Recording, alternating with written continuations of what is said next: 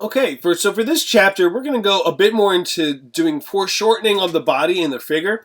So we already learned all the basics of where the body parts are and where they bend and articulate, how to quickly, loosely draw them gesturally. But now we want to go a little bit more into dynamic, kind of illustrative comic book style of having them kind of come at you with a lot of more foreshortening of the characters themselves. So it might seem a little crazy at first, but foreshortening is pretty fun and easy to do. You could just start, again, like most drawings, just kind of drawing big kind of shapes, mainly triangles, to bring it into focus. So, for those of you who don't know, foreshortening is the point of view where a part of the body or an image is up close, connected to it, going back into space. So you have like a big hand coming out at the camera, and then you have the body behind it, which is going to be smaller than the hand. You know the hand is about the size of your face, but whichever point of view we're looking at it, the whole rest of the body needs to be foreshortened so you see the rest of it. It's just a simple kind of optics that we have to deal with on every day. So again, I like to usually start things out by drawing more of like a triangle to really reach the point of view that we're trying to convey with our foreshortening. The triangle idea being using the ideas of perspective and drawing kind of horizon lines for general drawings that aren't necessarily humans, but we're going to use that for our characters themselves to represent foreshortening. Okay? So let's start something out with real kind of simple and fun and like kind of comic booky. Let's do somebody flying. So again, like I said, I'm going to start with a triangle. So with the perspective here, we know this is going down into space. I have a diagonal kind of triangle across my paper here. So what I know the things that are going to be closest to us, let's say this is kind of a Superman character. The things that are going to be closest to us is their hands here. So I'm just going to go ahead and draw kind of two big marshmallow bricks right there. We know that's their hand. It's going back into space. You kind of draw their arms out. So their head's going to be right about here. And also we know way back here, this is where their feet are going to connect. So you can even draw their little tiny feet to begin with way back there. So I'm going to draw, kind of reach it out to a bit of arms there. We know this is going to be their body. And so each kind of segment of their body, we're going to draw smaller and smaller and smaller down to the feet, right? So this is where the shoulders are going to be, and we know this is the rib cage, but from the point of view we're looking at it, kind of looking into it, it's going to be a pretty small kind of half circle there, another one for the waist, and then we could just draw a line between there for the legs, right? So now we can even kind of see what we're looking at here. It looks like a guy flying. So let's bring it back to the front again. Let's work on the hands. So for the top of it, let's just draw kind of simple lumps. It's 4 of them for your knuckles. And we're going to go ahead and connect all of them.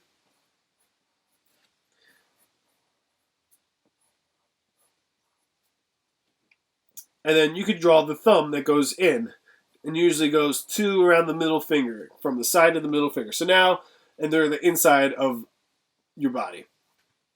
So from there, we know this is where the ankle is. So you can draw kind of little diagonal hands, especially at this angle. This one's going to be more kind of looking right at it, and this one's more of a side point of view. So depending on how detailed you want to get, you can draw like veins or kind of show the tendons in the top of your hands for your character here.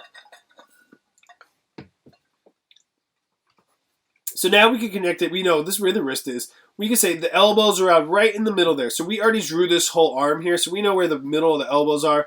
So these, again, a lot of our lines is the same kind of parentheses types lines and folds we're working with, except this time they're going to get really short really quick. So I drew the tops of them and then just draw the other ones right next to it. We know this is where the shoulder blades are going to be. So it's kind of like a teardrop shape, right? So we're looking directly on top of it. So I'm going to go ahead and stick this head in here. Again, just kind of draw a cross for the eyes and down the middle of the face there. This kind of peeks out. We don't even see the neck from this point of view. And now we could go down. We see the rib cage here. So you could even draw kind of C parentheses shapes there that meet against each other, which is the back of your shoulder blades. So if you ever see someone's back of their back, if they move however they move their arms closer, scrunchier together, whichever way, you'll see more of the shoulder blade pop out. And that's going to go down the ribs, and then we hit the thighs here. And then from there, again, we'll just go down. We can see where the knees are going to touch, and then we already knew where the feet are, way down at the bottom there. And we have a pretty simplified character drawn back into space. So this is a good example of foreshortening that you'll see in comics a lot. People flying, they're kind of flying towards the reader. Their feet are way back there, so they're a little tiny, and their hands are way up here, way bigger than most of their body, going back into space. So I'm going to go over this a bit with my pen here. So again, my 0.5 micron, I'm just going to go ahead. We could start with the thumbs going out. They're going to go over the fingers here, onto the knuckles,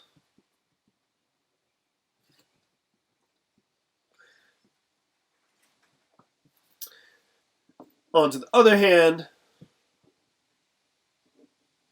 and kind of building up the lines of their fingers off of each other.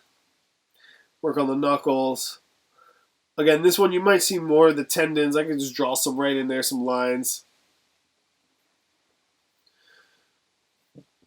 Onto the wrist. So we'll see a bit more of a bump on this further hand for the wrist, and then straight to their lower part of their arm, elbow, into the top part, into the shoulder blade. Again, over here, lower part, we know like the elbows right there. You can go into their shoulder blade.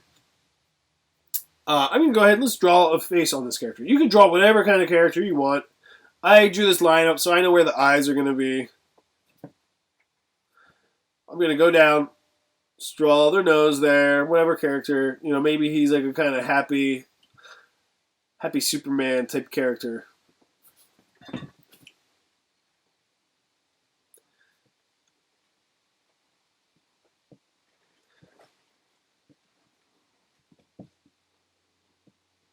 So, at home, you could draw whatever kind of face you want to draw. But I'm just kind of very quickly sketching this in. I'm not spending too much time on it. You know, you guys could go ahead, work on this however further along you want. So, I'm going to go down. You know, I'm not going to add a cape for this because I just want to do a bit more foreshortening. But obviously, if you drew a cape on your character here, you know, it would cover up pretty much the whole top of this body here. So it would become very easy. You just draw like a folded sheet blowing in the wind there instead of drawing their back and stuff. But this character doesn't have capes. You know, maybe he's in some sort of spandex suit. I'll just draw the spandex lines here to represent that he's wearing clothes that go all the way down to his wrist there. Maybe he got like a wrist gauntlet bands. You could add some sort of design, you know, or color it in eventually, however you want. So again, their back, this is where their shoulder blades are going to be, and it's right, hits where the top of the rib cage there, into the stomach, down into the waist. So straight line all the way across around where the waist is, and then you could have the legs coming out. So I'll do the top one with the thigh. We'll see a little bit of line for the back of the knee and the folds for the calves, front calf being straight, and then your little feet down there, way off in the distance, right? Yeah, maybe this is the type of character that kind of has like Superman style, where maybe the underwear is on the outside of your costume, and maybe their boots go all the way up to their knees. So I could draw some lines there, can color it in. For now at this point, we kind of really play around more with our characters and give them a little bit more character in themselves without just kind of doing this kind of simple gesture drawings without any details. But now you can start drawing costume details and things like that, right? So this was the basic kind of using the pointed perspective, like the horizon line, which would be way down here, and we kind of built it up within a triangle that reached the foreshortening of the character kind of flying at us. So from here, let's do another one of the arms from left to right. So I'm going to go ahead and get a whole new sheet of paper. If you have room on your paper, you can do it, but I'm going to go ahead and draw it big this time. Maybe this time I'm going to draw it horizontal. So let's say you have someone kind of punching out at you for your drawing. So again, I'm going to start with like a big kind of circle. This is like the first fist, and this can go way back in space, real gesturally. I drew that right there. And I know this is where the other hand's going to be, and it's going to be real tiny back there. So I know going down here, I could even go a little bit more detailed with the fist immediately just to kind of build up. So I know, okay, that's where the elbow is, so his head would probably be right about there.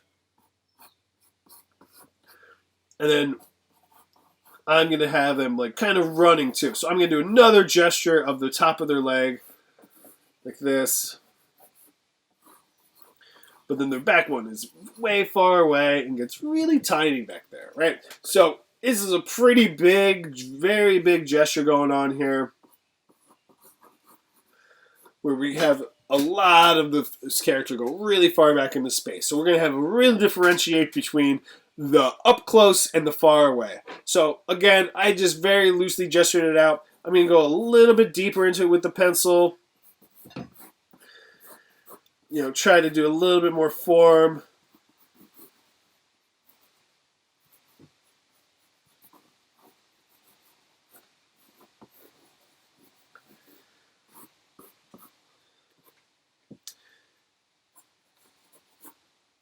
So I can even just kind of give myself speed lines to kind of get it ready. I know which way the character is moving here. So now I'm going to go ahead and bulk it up a bit more with my pen. So I just drew fists last time, so I kind of already know what we're doing there with that. We can start with the thumb, and then you just draw the lines out with the knuckles. This is kind of a side point of view. Maybe draw the tendons. So now we have our big fist coming out at us. So maybe you could even draw some speed lines just coming out of the fist, all around the fist to begin with. So we really want to have a really dynamic kind of sense of motion within this picture. So now I'm going back into space with the arm. I know how big the arm is there. So maybe now I could even start thinking about clothing these characters. So I could even just, let's go ahead and start drawing the face. You could draw whatever kind of face you want to begin with. But I started with this, his head here. He's got kind of big, crazy eyebrows. Maybe little eyes. Big, wide nose. And kind of toothy, mean face there. So he's kind of like a bad guy coming at us. We don't like him. He's got maybe a big, goofy ear. Whatever kind of face you want. So I kind of have like an ugly, mean, bad guy coming at us. Maybe he's got kind of like a weird vest on with a cut-off t-shirt coming out. So I can go ahead and draw the t-shirt there so that I know from there to there that's going to be the top part of his arm cutting in there. So yeah, let's say this is like a jean jacket or vest, right? So I can go ahead and draw that. I can start adding some details as I go along, some pockets, whatever else you want to add, some zipper things. So now I know this leg up here is really coming at us. So I'm going to say give it a little bit more character to this. So he's got kind of got like a big crazy knee pad on. Maybe there's like big spikes that stick out of this knee pad.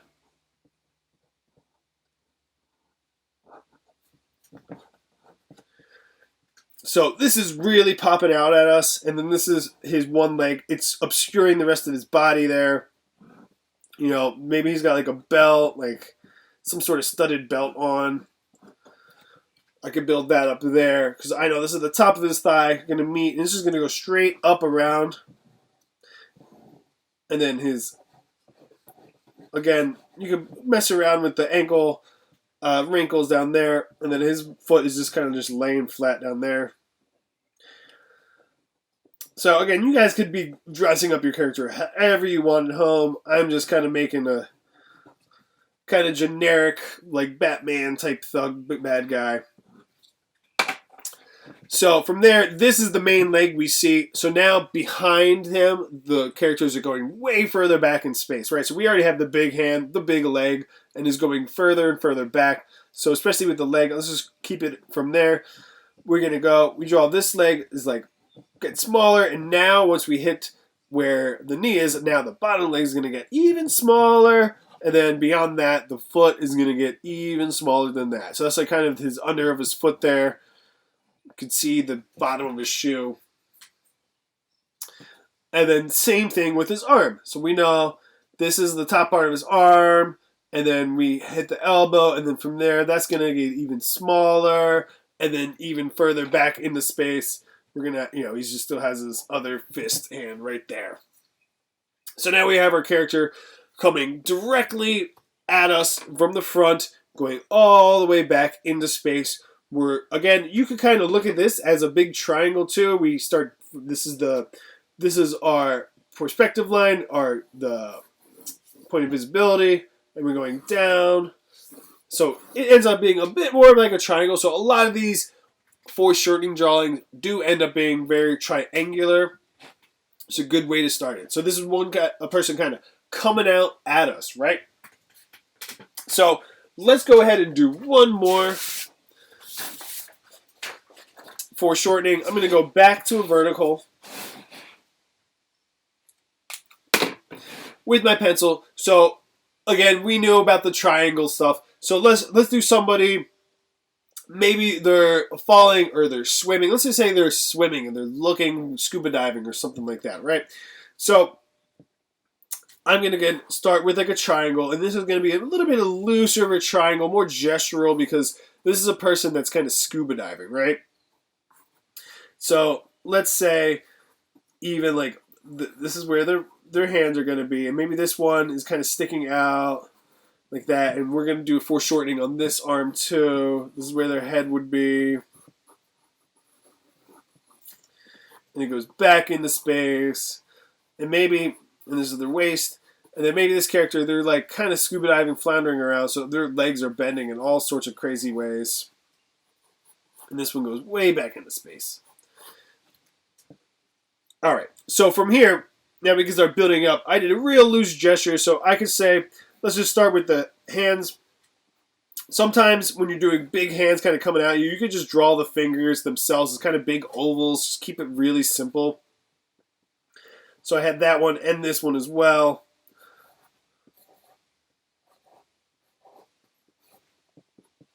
So we have this character. The hands are the main thing we see. We see immediate foreshortening with this hand. We're not going to even see much of the one part of his arm because the hand is covering it. Again, with the scuba diving mode, I'll immediately give this person like a scuba mask and some sort of breathing thing. But we know that's where their head is. So, and this is the top of their shoulders here. So this arm also foreshortens the other one. We're not going to see a lot of it, and it's really kind of popping out. Again, we know where the back shoulder blades are going to be. We hit the waist, but this leg is kind of coming out. So this one's also going back there in its own little triangle zone as well. So this one's going to be even different than the other leg. So we're going to have this flipper, because they're both going to be flippers. So again, pretty simple flipper stuff to draw. The back of the calf. And then this leg is the one that really kind of goes back into space because he's coming down while swimming, right? So, again, we could do some little lines. They're underwater. You could put some bubbles in there. So now I can do a little bit more. Like I said, we're going to add a bit more to our character. So I know this character, he's got like a scuba tank on the back that these wires have to hook up to. I'm not going to go too detailed. When you do a lot of these illustrations or comic drawings, you want to look up reference to how scuba tanks and stuff will look, but I'm going to keep it really simple. All right, so that's about as far as I'm going to take it with the pencil here. So I'm going to just quickly go ahead and draw it with the pen right now. Start with the hands. We know where the hands are going to be. They're kind of just big briquette fingers going on right there.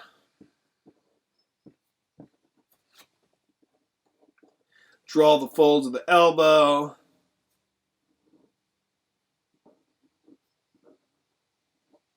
And now I could just work out like whatever kind of goofy scuba diving mask. Again, I'm not really looking up reference. I'm just kind of doing it off the fly here. But you guys could look up all that kind of stuff, make it look real nice. So just kind of tubes sticking into circles. Two big oval cylinders.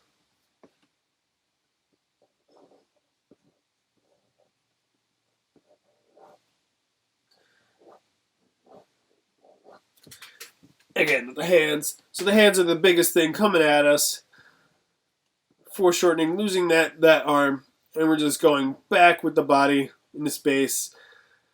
Hitting the thighs. And then this leg is going way back into space here. And we have the little flipper up here. Flipping along. You can just add little bubbles that represent them being underwater. But this other leg kind of gets bent and is coming also at us. Maybe it's kind of broken or something, and this flipper is going to be a lot bigger than the other one. And you can maybe add other kind of motion lines to see he's kind of swimming around, flunking around into the water. So those are the main points of a lot of foreshortening. You're going to work within a perspective. You're always going to kind of choose one body part that's coming at us the closer, and then one that's going to be really kind of tiny and far away for the background. So today we learned about all the body itself and where it's going to actually move and bend and the points of articulation, and then how to just quickly gesturally draw them kind of loosely with pencils to build it up, and then moving on to the foreshortening ideas where we could go back into space with the character's body parts. So that was today's lesson in dynamic figure poses and drawing for comics. And it was fun teaching it, and I'll be back later. Thanks.